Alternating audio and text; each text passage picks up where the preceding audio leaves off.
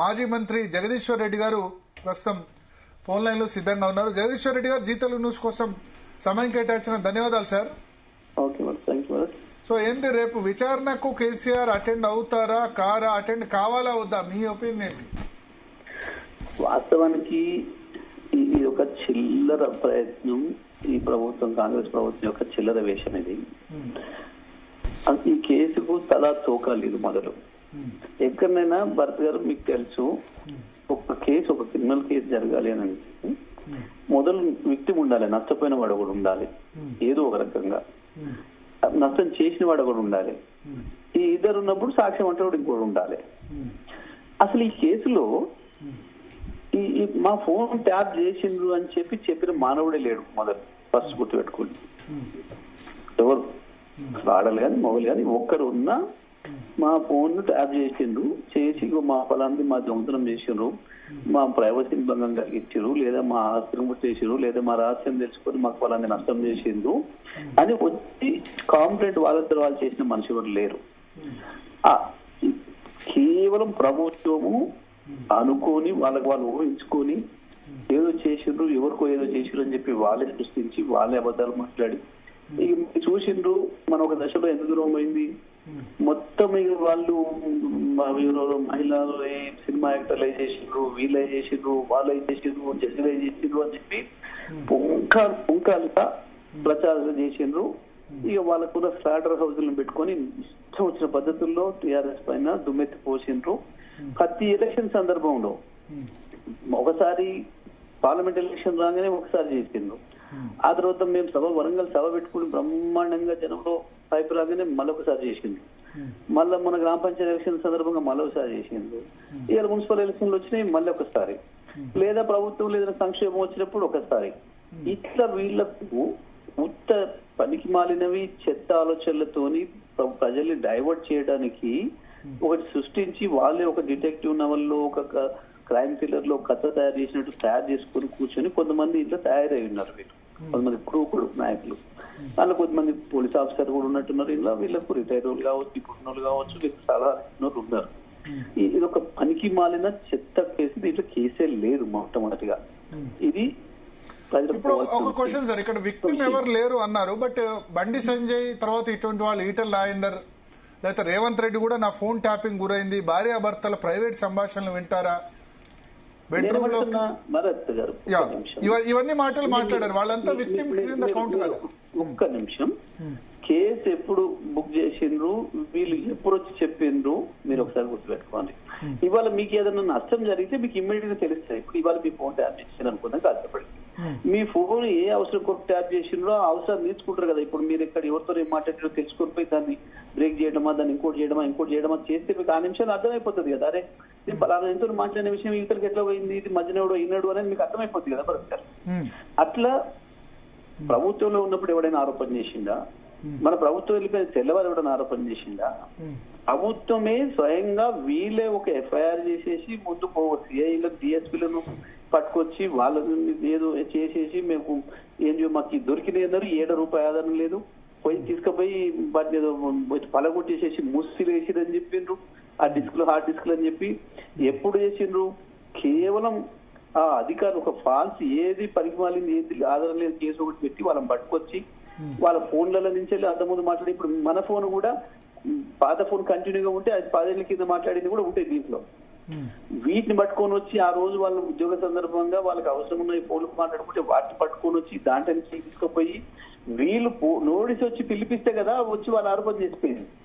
గమనించండి, ఇక్కడ ఇవాళ మమ్మల్ని ఎట్లా పిలుస్తున్నారో సేమ్ వాళ్ళను కూడా అట్లా పిలిచి వీళ్ళే మీ ఫోన్ ట్యాప్ అయింది. ఇంకా చాలా మందికి అట్లా ఇచ్చారు నోటీసులు. ఇది బయట కాకుండా మామూలు వాళ్ళకు కూడా నోటీసులు ఇచ్చి మీ ఫోన్ ట్యాప్ అయింది కదా రండి, మీరు కంప్లైంట్ చేయాలి రండి అని చెప్పి చాలా మందిని పిలిచారు. చాలా మంది ఏం మా ఫోన్ ట్యాప్ అయిన సంగతి మాకు తెలియదు అంటే ఏంది, ఆయనకి ఏం నష్టం కాలేదు అని అర్థం కదా. ఆయనకి నష్టం జరిగింది తెలుస్తుంది కదా. దుబ్బాక ఎన్నికల సమయంలో రఘునందన్ రావు లాంటి వాళ్ళు కంప్లైంట్ చేసిన సందర్భం ఉంది ఫోన్ ట్యాపింగ్ అవుతుందని. తర్వాత మునుగోడు ఎన్నికల సమయంలో రాజగోపాల్ రెడ్డి, రేవంత్ రెడ్డి కూడా గతంలో అన్నారు కదా ప్రభాకర్ రావు నీ సంగతి చూస్తా అని చెప్పిన సందర్భం ఉంది కదా ఆపోజిషన్ లీడర్ గా ఉన్నప్పుడు. ఆయన చాలా మంది మహేందర్ రెడ్డిని కూడా అన్నాడు, నీ బట్టలు ఇప్పదిస్తాను కూడా అన్నాడు బీజేపీగా ఉండి. డీజీపీగా ఉన్న మహేందర్ రెడ్డిని కూడా నీ బట్టలు ఇప్పదీస్తా రోడ్డు మీద నిలబెడతాను కూడా మాట్లాడాడు. ఆయన ఎవరినని లేదు, ఆయనకు వచ్చిన భాషే కదా, ఆయన చేస్తే పనే కదా, కానీ ఆయన అంతమించి ఏమొస్తుంది. కానీ నేను ఏమంటుందంటే ఉత్త ఆరోపణలే తప్ప ఇగో మా ఫోన్ ట్యాప్ చేసి ఈ పని చేసిండ్రు అని ప్రజలు చూపించి రావాలేమన్నా మా ఫోన్ చేసి మేము చేసిన దొంగతనాన్ని పట్టుకున్నాను మేము. ఒక్కటి రేవంత్ రెడ్డి అనడానికి ముందు ఎందుకు అనంటే ఆయన ఓటుకు నోటు కేసులు ఎప్పుడైతే దొరికిండో, నోట్లు పైసలు ఇచ్చి ఓటుకున్నాలని చెప్పి దొంగతనం ఎప్పుడైతే చేసిండో, ఆ దొంగతనం దొరికిన సందర్భంగా అక్కడ మీరు ఫోన్ ట్యాప్ చేస్తారు, నాది ఎట్లా చేస్తారు, నాకు సీసీ కెమెరాలు ఎట్లా పెడతారు. అప్పుడు ఏంటి మనం చూసినా, ఇప్పుడు దొంగతనం చేసినోడు వాడు దొంగతనం చేసింది తప్పు కాదు, కానీ మీరు బ్యాంక్ ముందర సీసీ కెమెరా ఎట్లా పెట్టుకుంటారు, మీ ఇంటి మీద సీసీ కెమెరా పెట్టి నన్ను ఎట్లా పట్టుకుంటారు అని చెప్పి పంచాయతీ చేసినట్టుగా చేసిండు. అట్లాంటివి చేసింది. దొరికిన దొంగ మాట్లాడతాడు. ఇప్పుడు దొంగల కొరకే కదా ఫోన్ ట్యాపింగ్ పెట్టింది. మరి దొంగతనం చేసిన భయం ఫోన్ ట్యాపింగ్ లో, మిగతానికి ఏం భయం? నా ప్రైవసీ భంగం కలిగింది అని చెప్పిన వాళ్ళు ఎవరు చెప్పండి, ఒక్కరంటే ఒకరు. మీరు మాట్లాడిన దాంట్లో ఇవాళ ఇంత చేసిండ్రు, మనం చూసినాం. మేము పుంకాలు సృష్టించిన వీళ్ళ సాటర్ హౌజులలో ప్రచారం చేసిన దాంట్లో ఒక్క సినిమా యాక్టర్ కోరికన్నా నోటీస్ ఇచ్చిందా? ఎందుకు పిలవలేదు. కేవలం టీఆర్ఎస్ మీద రాజకీయంగా పడక ఎవడైతే దుర్మార్గంగా దాడి చేస్తున్నారో, అబద్ధాలు మాట్లాడుతున్నారో గాలిని పిలిచి వాళ్ళ కాడ తీసుకున్నారు వీళ్ళు. ఎవరైనా వేరే ఇండిపెండెంట్ గా ఉన్న వాళ్ళు ఎవరైనా మా ప్రైవసీ భంగం కలిగించి మా ఫోన్ ట్యాప్ చేసి పలానా నష్టం కలిసి మాకు చెప్పిన ఒక మనిషి బండి సంజయ్ అంటారు కదా, బండి సంజయ్ ఆ మాట చెప్తున్నారు. అసలు బండి సంజయ్ అర్జెంట్ గా అందరినీ జైలు పెట్టమని చెప్పి ఇప్పుడు ఆయన కూడా ఇదే మాట, సినిమా తారల ఫోన్లు ట్యాప్ చేశారు, సెలబ్రిటీస్ అని కూడా మొన్న ప్రెస్ మీట్ లో మాట్లాడి అందుకు కేటీఆర్ లీగల్ నోటీస్ కూడా పంపించారు. నేనేమంటున్నా, నిజంగానే ఇప్పుడు వాళ్ళు ఒక్క సినిమా తారం కూడా చూపించామని, లేకపోతే చెప్పబడాలి ఎవడని ఇట్లా మాట్లాడినోడు వాడు ఎవడైనా కావచ్చు. ఇట్లా అబద్ధాలు మాట్లాడినోడు ఎవడైనా ఒక్క సినీ తారం వచ్చి చెప్పాలి కదా. మరి చెప్పిందా? ఇప్పటి వరకు 2 ఏళ్ల నుంచి ప్రభుత్వంలో ఎవరు కదా, ఎందుకు వచ్చి చెప్పలే? ఎవరు గీలే మాట్లాడుతున్నారు. ఇదే రేవంత్ రెడ్డి, ఇదే బండి సంజయ్, ఇదే రఘునందన్ రావు, మొత్తం దొంగలు కూడబడుకొని ఈ రాష్ట్రాన్ని దోసుకుంటూ పేరు వేరే పార్టీలు చేసేది కలిసి దోపిడీ, దారి దొంగల దోపిడీ చేసుకుంటూ దొంగలు కలిసి ఊళ్ళు పంచుకున్నట్టు చేసుకున్న ఈ దొంగలు మాత్రమే మాట్లాడుతున్నారు తప్ప ఎవరైనా మామూలు మనిషి ఎవరైనా వచ్చి ఒక వ్యాపారస్తులను భయపెట్టారన్నారు, సినిమాక్టర్లు అన్నారు, ఇంకేదో ఒక మనిషి అన్న చాలా మందిని పిలిపించారు, చాలా మందిని పిలిచిరు. వాళ్ళని పిలిచి మీకు కాంప్లైంట్ చేయాలని అడిగినారు. ఎవరు చెప్పతే వీళ్ళని పిలిచి మీరు అంతెందుకు బండి సంజయ్ రఘునందన్ రావు మాకు ఇంకెప్పుడు నోటీస్ ఇస్తారు, మాకు ఎందుకు నోటీస్ ఇస్తలేరు మాట్లాడారు. మీకు అది కూడా ఉంటే చూడండి, అప్పుడు ఎందుకు పిలిస్తలేరు మీరు అర్జెంట్ గా అని చెప్పి పిలిపించుకోరు వీళ్ళు.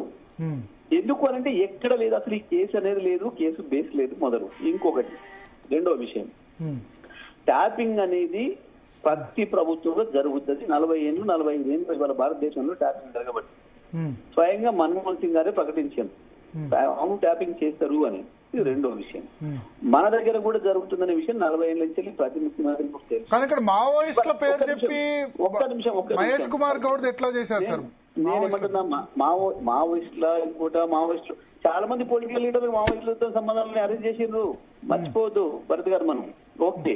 అయితే ఇంకో విషయం మీకు అల్టిమేట్ ఏంది, ఈ నిర్ణయం తీసుకోవాల్సింది డీజీపీ హోమ్ సెక్రటరీ వరకే. ఇది హోమ్ మినిస్టర్ దగ్గర రాదు, ముఖ్యమంత్రి దగ్గర రాదు. ఇది పూర్తిగా డిపార్ట్మెంటల్ వ్యవహారం. పూర్తిగా హోమ్ మినిస్టర్ కి తెలియదు, నా ముఖ్యమంత్రికి తెలియదు. ఎవరిని చేసిండ్రు, ఏం చేసిండ్రు, ఎందుకు చేసిండ్రు అనేది మూడో మనిషికి తెలియదు. వాళ్ళకి అక్కర ఉంటేనే వాడుకుంటారు, లేకపోతే వదిలేస్తారు. చేసిన వాటిని కూడా వాళ్ళకి అక్కర ఉన్నాయి చూసుకుంటారు. వాళ్ళకి అవసరం పడే సమాచారం వస్తే దాన్ని బట్టి వాళ్ళు ఏం చేయాలో చేసుకుంటారు, మిగతాది వదిలేసుకుంటారు. అది వాళ్ళ ఇష్టం. ఇక్కడ మీరు చూస్తే నిజంగా ఇప్పుడు విచారణ చేస్తున్నప్పుడు మాకు ఏంది, మేము మొన్న కమిషనర్ మాట్లాడండి మరి మేము వీళ్ళని అక్యూజ్ గా పిలవలేదు, కేవలం విట్నెస్ గా పిలుస్తున్నాము అని చెప్పారు. ఓకే, విట్నెస్ గా పిలుస్తున్నారా, ఇంకొకరికి పిలుస్తున్నారా? మరి మీరు ఎవరెవరైనా చేసుకుంటూ వచ్చారు సిరీస్?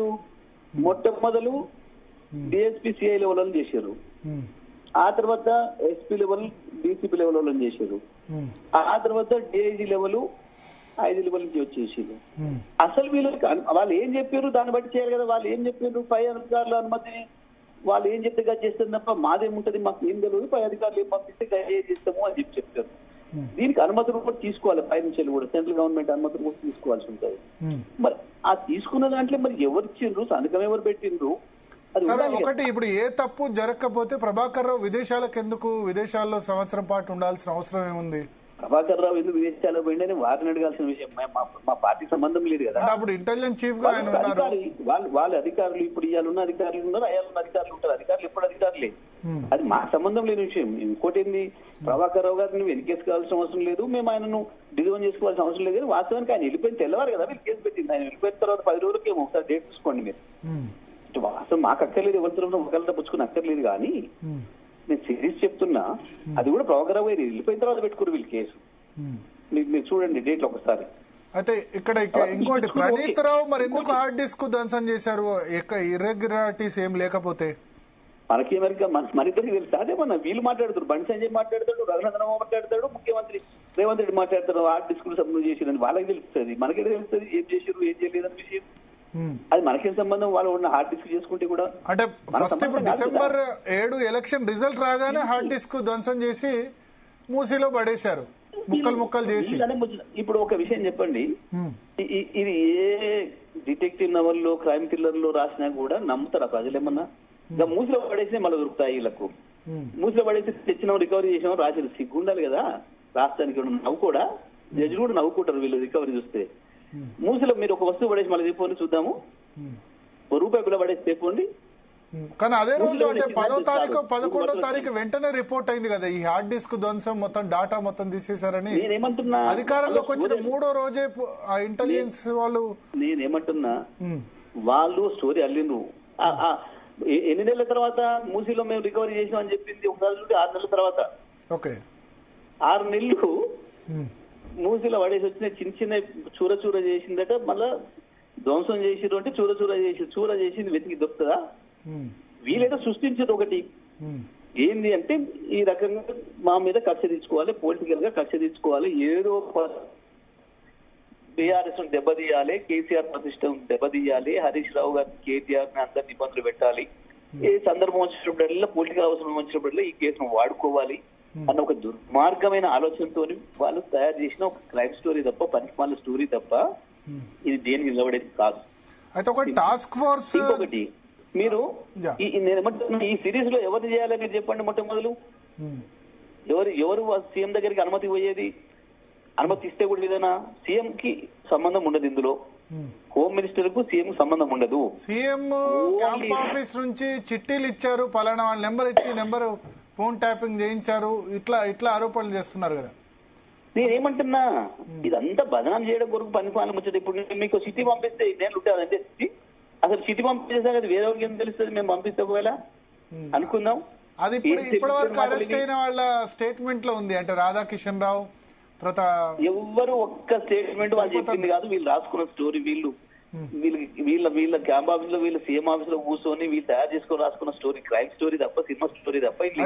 సార్ ఇంకొక ఇంపార్టెంట్ స్టేట్మెంట్ మీ దృష్టి తీసుకొస్తున్నా. రాధాకిషన్ రావు కన్ఫెషన్ స్టేట్మెంట్ లో పెద్ద ఆయన ఆదేశాల మేరకు చేశాము అని చెప్పారు. ఉంది ఆ స్టేట్మెంట్. అంత మించిన పనికిమాల మాట ఇంకొకటి ఉండదు. ఒక్కసారి రాధాకృష్ణరావు గారిని అడిగితే చెప్తారు అసలు ఆయన చెప్పిండు అని. మీరు ఇంకో విషయం చెప్తాం మీకు ఈ సందర్భంగా. మొన్న లగచర్ల కేసు అయినప్పుడు మా నరేందర్ రెడ్డి, మా ఎక్స్ఎమ్మెల్యే నరేందర్ రెడ్డి గారిని తీసుకుపోయి వారు ఏమి చెప్పకపోయినా వారి సంబంధం లేకుండానే వారు చెప్పినట్టు రాసి మాకు కేటీఆర్ గారు చెప్తేనే తెలంగాణ భవన్ కు నేను వీళ్ళందరినీ తీసుకోకపోతే కేటీఆర్ గారు చెప్పిండ్రు, మీ కలెక్టర్ల మీద దాడి చేసి, మీ ఆఫీసర్ల మీద దాడి చేయమని చెప్పిండ్రు, చెప్తేనే మేము చేసినాము అని చెప్పి నరేందర్ రెడ్డి చెప్పినట్టుగా రాసిరు వీళ్ళు. రాసి రిమాండ్ రిపోర్ట్ ఇస్తున్నప్పుడు మా నరేందర్ రెడ్డి గారు స్పష్టంగా జడ్జి గారి ముందు చెప్పాడు, వాళ్ళు రాసిన రిమాండ్ రిపోర్ట్ ఏది నేను చెప్పింది కాదు, నా కన్ఫెషన్ కాదు, పూర్తిగా అబద్ధాలు రాసిన వాళ్ళు, నేను సంతకం పెట్టలేదు అని చెప్పిండు. చెప్పగానే అప్పుడు మేజిస్ట్రేట్ గారు దాన్ని తీసుకుంటూ కేటీఆర్ గారిని అక్యూట్ కాకుండా ఆపేది. సేమ్ ఇది కూడా అంతే. మీరు ఏ పోలీస్ స్టేషన్ అయినా రొటీన్, మిమ్మల్ని తీసుకుపోనేయండి, ఇంకో తీసుకుని, నన్ను తీసుకుని, ఇంకో తీసుకునేయండి, మీరు చెప్పారు అని చెప్పి వాళ్ళు అనుకున్న పేరు రాసేసుకుంటారు వాళ్ళ ఇష్టం. ఇది వీళ్ళ పద్ధతి అది. సో అంటే సరే, లీగల్ గా దానికి ఎంత శాంక్టిటీ ఉంది అన్నది పక్కన పెడితే కన్ఫెషన్ స్టేట్మెంట్ దానికి, బట్ రాధాకిషన్ రావు పెద్ద ఆయన అని ఎందుకు చెప్పారు? పెద్ద ఆయన వర్డ్ ఆయన చెప్తే కదా అసలు ఆ ముచ్చట వీళ్ళు రాసుకోవడమే. వీళ్ళు ఇష్టం వచ్చింది రాసుకోవచ్చు, అందులో ఇష్టం వచ్చింది రాశాను లేస్తారు. అది సంతకం ఉండదు, తీసుకోరు, ఇయర్ పెట్టరు, అవసరం లేదు, ఇష్టం వచ్చింది రాయొచ్చు. ఎవరు పేరు పెట్టదలుచుకుంటే ప్రధానమంత్రి కూడా పెట్టచ్చు, రాష్ట్రపతి కూడా పెట్టచ్చు, ట్రంప్ కూడా పెట్టచ్చు, వీళ్ళు ఎవరిదైనా పెట్టచ్చు, వాళ్ళకి ఇష్టం. కానీ అంటే ఇప్పుడు వరుసగా ఫస్ట్ హరీష్ రావు, తర్వాత కేటీఆర్, తర్వాత సంతోష్, తర్వాత ఇవాళ కేసీఆర్కు నోటీసులు. అంటే వాళ్ళు ఏంటంటే ఒక్కోటి ఫిక్సప్ చేసుకుంటూ పోతున్నారు. ఈ నలుగురికి డైరెక్ట్ సంబంధం ఉంది అన్న విధంగా సిట్ నుంచి లీకులు వస్తున్నాయి. మీరు స్పష్టం ఇందులో దాచిపెట్టేది భరత్ గారు, వాళ్ళు ఈ మధ్య కాలంలో ప్రభుత్వం ప్రజల దృష్టిలో పలచమైంది, మంత్రుల రాసలీలని ఇవని అవని రకరకాలుగా అడ్మినిస్ట్రేషన్ మొత్తం చెత్త అయింది. ఐపీఎస్ అధికారులను కూడా పాపం వాళ్ళను కూడా ఖతం చేసిర్రు దుర్మార్గంగా. ఇదంతా ముఖ్యమంత్రి డైరెక్షన్ లోనే జరిగింది, ఆయనకి ఇష్టమైన మీడియా, ఆయనకు దగ్గర మీడియాలో జరిగింది మొత్తము. ఆ దాన్ని మళ్ళీ హత్యప్ చేసుకోవడం కొరకు ఇంకొక మంత్రి మీద రాయించిండ్రు. మంత్రివర్గంలో ఆయన ఇష్టం లేని వాళ్ళందరి పని పట్టడం కొరకు మొత్తం చేసుకున్నారు, కుక్కు స్టోరీ తయారు చేసుకుని వేసుకున్నారు ఒకరి మీద ఒకడు. మున్సిపల్ ఎలక్షన్లు వచ్చినాయి, ప్రజలంతా దీని మీద చర్చ చేసుకుంటున్నారు. ఇప్పుడు గతమైపోతామన్న ఒక భయంతోని ఒక దుర్మార్గమైన ఆలోచన చేసి మళ్ళా ఈ పరిపాలన కేసును బయటికి తీసుకొచ్చి ఇవాళ మున్సిపల్ ఎలక్షన్స్ లో చర్చ దామే పోవద్దు, ప్రభుత్వం చేసిన మోసం మీద పోవద్దు, ప్రభుత్వం హామీలు మోసం చేసిన దాని మీద పోవద్దు, ప్రభుత్వం అక్రమణ మీద పోవద్దు, ప్రభుత్వ దోపిడీ మీద పోవద్దు, ఇవాళ మంత్రుల దోపిడీ చేసి పంచుకుంటున్న ఆ పైసల పంచాయతీల మీద పోవద్దు, ఈ కాంట్రాక్ట్ల కొరకు పంచాయతీ పెట్టుకుని ఇవాళ ఒకటా రెండా కొండా దగ్గర నుంచి మొదలైతే నిన్నటి బట్టి వరకు మొత్తం పైసల పంచాయతీలే. వాడిని భయపెట్టించి వీని భయపెట్టించి స్వయంగా మంత్రి కూతురే ఆరోపణ చేసింది. వాడు ముఖ్యమంత్రి పేరు చెప్పి వాడు రివాల్వర్ పెట్టి భయపెట్టించి చేసిండు అని చెప్పి, వీళ్ళు రివాల్వర్ పెట్టి భయపెట్టించారు వాళ్ళని చెప్పి వాడు. ఆ తర్వాత ఒక మంత్రి ఇట్లా రాసలీలని, ఇంకో మంత్రి అట్లా రాసలీలని రకరకాలుగా ఎట్లా చేసిండు ఇవన్నీ మనం చూసినాం. ప్రజల దృష్టిలో ప్రభుత్వం పనికి మాలిన ప్రభుత్వం ఇది. జగదీష్ రెడ్డి గారు ఒక్క నిమిషం మిమ్మల్ని డిస్టర్బ్ చేస్తున్నాను. ఇప్పుడే కేసీఆర్ లెటర్ రాశారు, లెటర్ నేను చదివి వినిపిస్తాను, మీరు లైన్ లోనే ఉండండి. ఏసీపీ వెంకటగిరికి లెటర్ రాశారు. అదేంటంటే విచారణకు మీరు 30వ తేదీ నేను చదివి వినిపిస్తాను. Your attention is to Shri P Venkatagiri, ACP Jubilee Hills division, Hyderabad. Your attention is invited to the above subject and inference cited. I was requested to be available for examination by you on 30th at 3 PM. అంటే రేపు 3 గంటలకు మీరు విచారణకు హాజరు కమ్మని నన్ను అడిగారు. At present ఇప్పుడు nomination to the election to the municipalities, municipal corporation is under way. Tomorrow is the last date for filing nomination to the election to the 116 municipalities and 7 municipal corporations. అంటే nominations నడుస్తున్నాయి. Municipal corporation 116 municipalities, 7 municipal corporation. In view of the same I am preoccupied with issuing authorization to number of persons as the elections are being held on party basis. Party basis లో ఎన్నికలు జరుగుతున్నందున నాకు చాలా preoccupied పనులు ఉన్నాయి. Authorisation అంటే B Pharm సంబంధించి కావచ్చు, మిగతా విషయాలతో ఆథరైజేషన్ ప్రియర్ కమిట్మెంట్స్ ఉన్నాయి.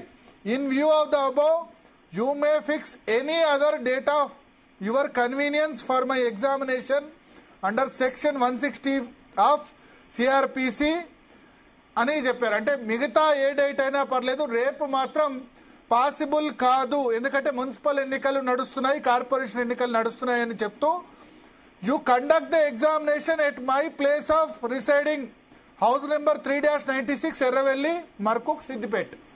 అంటే వాళ్ళు హైదరాబాద్. జగదీష్ రెడ్డి గారు పూర్తి లెటర్ చదివి వినిపించిన తర్వాత మళ్ళీ మీ రియాక్షన్ తీసుకుంటాను, ఎందుకంటే ఈ లెటర్లో చాలా 2 పేజీల లెటర్ ఉంది. సో గజ్వేల్ ఫామ్ హౌస్ లో నన్ను క్వశ్చన్ చేయండి, ఎందుకంటే వాళ్ళు హైదరాబాద్ జ్యూరిడిక్షన్ లో వ్యవసాయ క్షేత్రం. Yes, residence yeah, it's in place of my residing. అంటే గజ్వేల్ లో, ఎర్రవెల్లిలో క్వశ్చన్ చేయండి. సిఆర్పిసి దాని ప్రకారం మీరు హైదరాబాద్ లిమిట్స్ లో ప్లేస్ సజెస్ట్ చేయమని పోలీసులు అడిగారు. బట్ హైదరాబాద్ కాకుండా ఎర్రవెల్లిలో నేను విచారణకు అవైలబుల్ గా ఉంటానని చెప్తూ ఆయన కొన్ని కోట్ చేశారు. In this connection your attention is invited to the provisions of the section 160 of the CrPC అని చెప్తూ police officers powers to require attendance of witness అని చెప్తూ provided that no male person under the age of 15 years or above the age of 65 years or a woman or a mentally or physically disabled person shall be required to attend at any place other than the place in which such male person or woman resides. So ఆ నిబంధన చూపించారు 60 సంవత్సరాలు దాటిన వాళ్ళు 15 సంవత్సరాల పిల్లలకు మొత్తం ఉత్తరంలో ఏముందో నేను చెప్తాను మీకు. చెప్పండి సార్. చెప్పలేకుండా ఇప్పుడు రెండు విషయాలు, ఒకటి మనం ముందే మాట్లాడుకుంటున్న సందర్భంలో ఇవాళ మున్సిపల్ ఎలక్షన్స్ జరుగుతున్నాయి. సో రేపు అయితే కేసీఆర్ విచారణకు హాజరు కావట్లేదు, అదైతే బ్రేకింగ్ న్యూస్ అంటుంది. రేపు కేసీఆర్ విచారణకు హాజరు కావట్లేదు, మున్సిపల్ ఎన్నికలు జరుగుతున్నందున మరేదైనా డేట్ చూడమని చెప్పారు. ఎన్నికలు జరగడమే కాదు, నేను మీకు ముందే చెప్పాలనుకున్నా, మనం ఇంకా అక్కడ దాకా రాలేదు. సరే ఈ లోపల ఉత్తరం వచ్చింది, ఓకే. వాస్తవానికి మనం మాట్లాడుకుంటున్నట్టు ఎన్నికల్లో డిస్టర్బ్ చేయడం అనేది వాళ్ళ ప్లాన్. ప్రజలు డైవర్ట్ చేయడం అనేది, మమ్మల్ని డిస్టర్బ్ చేయడం అనేది, ప్రజలు డైవర్ట్ చేయాలి, మమ్మల్ని డిస్టర్బ్ చేయాలి అనేది వాళ్ళ ప్లాన్. ఇవాళ వాస్తవానికి బీఫామ్స్ ఇవ్వాలి. ఎలక్షన్ కమిషనే దుర్మార్గంగా కేవలం ఒక 3 రోజులు సమయం పెట్టింది. ఎక్కడ కూడా ఉండదు దుర్మార్గం. ఈ రోజే చెప్పి 3 రోజులలో నామినేషన్ వేయడం అనేది ఇంత పిచ్చ దుర్మార్గం ఇంకోటి ఉండదు. ఇది ప్రభుత్వం కలిసి చేసిన నాటకం ఇదంతా కూడా. ఇప్పుడు మొత్తం బీఫామ్స్ అన్ని కూడా సారు ప్రెసిడెంట్ గా వారే సంతకాలు పెట్టి పంపాలి. ఏ ఫామ్స్ ఇవన్నీ కూడా బీఫామ్స్. సో ఎట్టి పరిస్థితుల్లో కూడా రేపు లాస్ట్ డేట్ ఉంది నామినేషన్ తెరిచే కావాలని చెప్పి ఒక కుట్రపూరితంగా చేసిన ప్రయత్నం ఇది. మేము అందుకనే రేపు రామోజు చెప్పినాం, సార్ బిజీ ఉంటారు, అందరూ కూడా తెలిసింది. ఇది ఒక విషయం. రెండవది 65 years ఏజ్ ఎబోవ్ ఉన్న ఏజ్ ఉన్న వాళ్ళని ఎవరినైనా సాక్షిగా తీసుకున్నప్పుడు తప్పకుండా వాళ్ళు కోరితే వాళ్ళ ఇంటికే పోయి చేయాలి విచారణ. అక్కడ చేసి రావాలి, వాళ్ళను అక్కడ అడిగి రావాలి. వాళ్ళ బిజినెస్ ఏం చేసుకున్నారో అవన్నీ కూడా వాళ్ళు అక్కడనే అడిగి రావాలి. ఇది చట్టంలోనే ఉంది.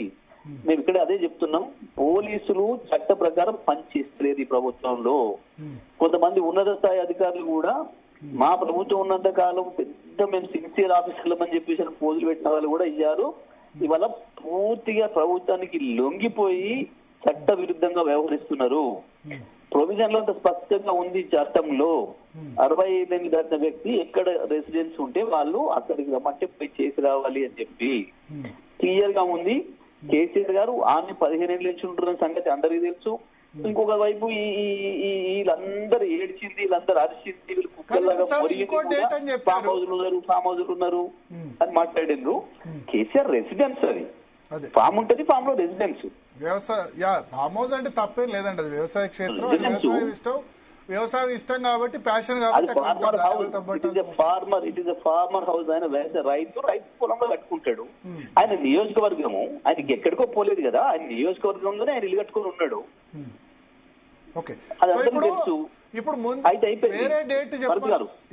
భరత్ గారు, కాబట్టి చట్టం ప్రకారం వారికి ఏదైతే హక్కు ఉందో దాన్ని ఉపయోగించుకోవాలి. పోలీసులు కూడా చట్టబద్ధంగా వ్యవహరించాలి. మేము హైదరాబాద్ పరిధిలోనే అని చెప్పి చెప్పడం అనేది బుద్ధి తక్కువతనం వీళ్ళది. ఎట్లా చెప్తారు హైదరాబాద్ పరిధిలో వారు లేనప్పుడు? వారు చాలా క్లియర్ గా అక్కడనే ఉన్నారు, ఆనచెల్లే ఉంటున్నారు. ఇవాళ కాదు 15 ఏళ్ళ నుంచి ఉంటున్నారు. వాళ్ళు ఉండడమే కాదు, ఈ చెత్తనాయలు కుక్కలు మొరిగి రోజు మురుగుతూనే ఉన్నారు. వీళ్ళ స్లాటర్ హౌజులు రాస్తూనే ఉన్నాయి. ఇవన్నీ జరుగుతూనే ఉన్నాయి 15 ఏళ్ళుగా. కొత్తగా ఇవ్వాలి జరగలే. ఇవాళ కొత్తగా లేరు కేసీఆర్. ఇవాళ వీళ్ళ కొరకు పోలే. ఇలా నోటీస్ ఇచ్చినాక వెళ్ళిపోయి మీరు ఆడికి రమ్మని చెప్పలే కేసీఆర్. ఆడనే ఉన్నారు, అక్కడనే ఉన్నారు, ఆడికే వస్తున్నారు. గతంలో కూడా ఆడికే వచ్చిండ్రు ఒక సందర్భంలో వీళ్ళందరూ. కేసీఆర్ ఎక్కడ ఆడ రెసిడెన్స్ ఆయన ఇంకెక్కడ పోలే కదా. ఆయన నియోజకవర్గంలో ఆయన ఇల్లు, ఆయన పనులు కడుతున్న ఇల్లు, కట్టుకున్న ఇల్లు ఆడనే ఉంటున్నారు. పోవాలి, అడిగి పోవాలి. ఈ హైదరాబాద్ పరిధిలోనే ఎట్లా చెప్తారు? హైదరాబాద్ పరిధిలో వచ్చాడు బాటల కోసం అలా అమీర్పేట కాడ ఏందన్నట్టు వీళ్ళది. బీయింగ్ ఏ పోలీస్ ఆఫీసర్ అంత మాత్రం తెలివి ఉండదు, నాలెడ్జ్ ఉండదా? చట్టంలో ఏముంది తెలియదా? సరే, అయితే జగదీష్ రెడ్డి గారు ఒకటి, ఇప్పుడు మరో డేట్ అని చెప్పారు. మళ్ళీ మున్సిపల్ ఎలక్షన్ లోగా వాళ్ళు 2వ 3వ రమ్మంటే రానియండి. చట్ట ప్రకారం ఏం చేయాలో అది చేయాలి.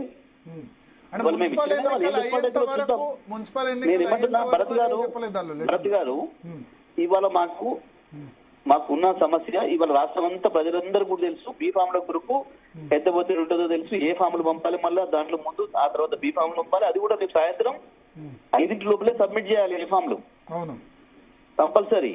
అవును మరి ఇవన్నీ తీసుకొని పోవాలి, చేయాలి, సంతకాలు పెట్టాలి, ఇన్ని సంతకాలు పెట్టాల్సిన అవసరం ఉంటుంది సార్. మరి ఈ బిజీ ఉందని తెలుసు, కావాలని దాంట్లో మమ్మల్ని దీంట్లో డిస్టర్బ్ చేయాలి. ఎలక్షన్లలో ప్రత్యక్షంగా గెలవలేము, పర్టికులర్ గా ఇంకా పట్టణ ప్రాంతం పల్లెటూళ్ళనే చెప్పుతో కొట్టినరు.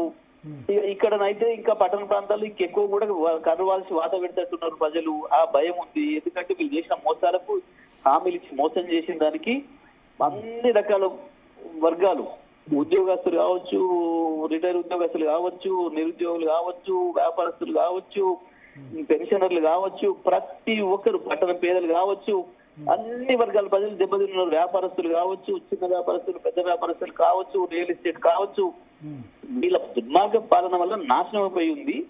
ప్రజలు అవి చర్చించుకుంటేనేమో అవి చర్చించుకోనియొద్దు. కేసీఆర్ ను కేటీఆర్ ను హరీష్ రావును బీఆర్ఎస్ లీడర్లను తెలియనియొద్దు. ఇక్కడనే ఎంగేజ్ చేయాలని ఒక కుట్రతోని దుర్మార్గంగా చేస్తున్న ప్రయత్నం. ఇది ఒక చిల్లర వేషం, ఇది ఒక పనికి మాలిన చర్య. ఇది వీళ్ళది ప్రభుత్వానికి. ఇవాళ చివరికి కేసీఆర్ గారిని పెట్టడం ద్వారా కేసీఆర్ గారి కొరకు అందరు ఇక్కడ తీసుకురావాలి. రాష్ట్రంలో ఉన్న వాళ్ళందరూ కూడా క్యాడర్ కూడా కదిలి వస్తుంది, ఆగరు కదా కేసీఆర్ గురించి ఇట్లా వచ్చినప్పుడు. సహజంగానే మనం చూసినాం, హరీష్ రావు గారికి ఇచ్చినప్పుడైనా, కేటీఆర్ గారికి ఇచ్చిన, సంతోష్ గారికి ఇచ్చినప్పుడైనా క్యాడర్ పెద్ద ఎత్తున వచ్చింది. ఇవాళ మరి అదే కేసీఆర్ వచ్చింది అన్నప్పుడు వేలాది మంది, లక్షలాది మంది అభిమానులు తరలి వస్తారు. అంటే అక్కడ మమ్మల్ని డిస్టర్బ్ చేయాలి లోకల్ గా, ఎందుకంటే ఇచ్చిన సమయం కూడా తక్కువ.